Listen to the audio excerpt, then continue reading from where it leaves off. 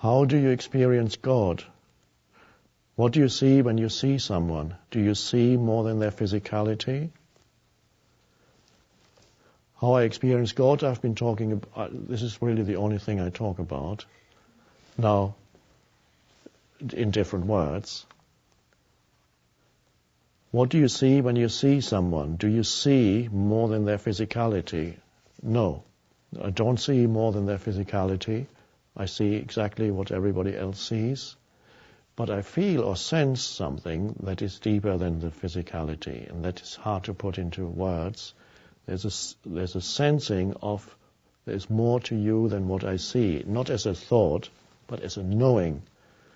And because I know there's more to this form than I can see or you can see here.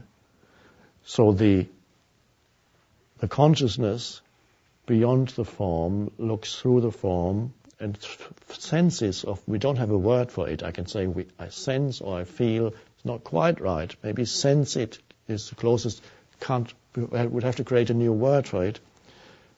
I sense who you are or what you are beyond what I see, or beyond what you are telling me, or beyond what your mind is saying or your emotions are doing.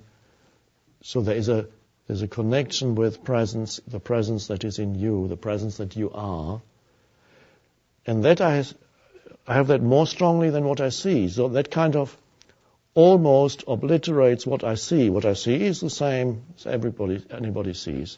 But that strong sense of consciousness, the alive presence that you are, is almost stronger than what I see. So there's more of my attention is in that than in my perception of what I see. It's hard to put into words something that is so far beyond words. But this is not something special to me. This is something whenever you look at a human being and for a moment be free of definitions or interpretations, then you neither of yourself nor the other, no definitions, be there as just a spacious awareness, then you begin to sense an aliveness within you and the same aliveness in the other. And then whatever the human beings do isn't that important anymore. You don't react to, they may be saying something silly or intelligent or whatever, it doesn't matter that much. There's something deeper there. They may be deluded, they might want something from you, it doesn't matter anymore. It's very beautiful because it's only from that place that you can really relate. It's not the personality, the mind level. That's the way to go for humans, to recognize each other as essentially sharing the same life, the same consciousness, recognizing oneness on a sense level, not an intellectual level, feeling oneness. And that's love in a deeper sense, not the ego love, but the true love. The love comes from there. You recognize that there is ultimately no other. The more you think in terms of others, the more you're in ego. He's like that, she's like that, she does that, he does that. Oh,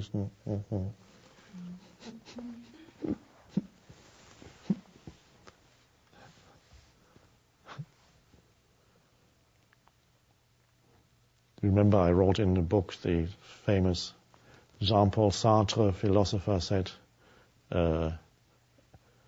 hell is other people.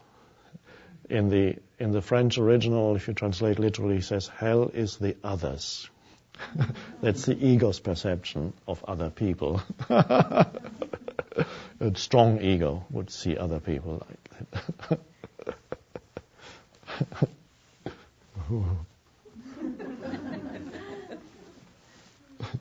And of course it can become so strong that you end up with things like paranoia, because every strong ego has already an element of paranoia in it, even before it's recognized as pathological. When it's still normal, it has an element of paranoia in it. And so any strong ego goes around the world in that way of,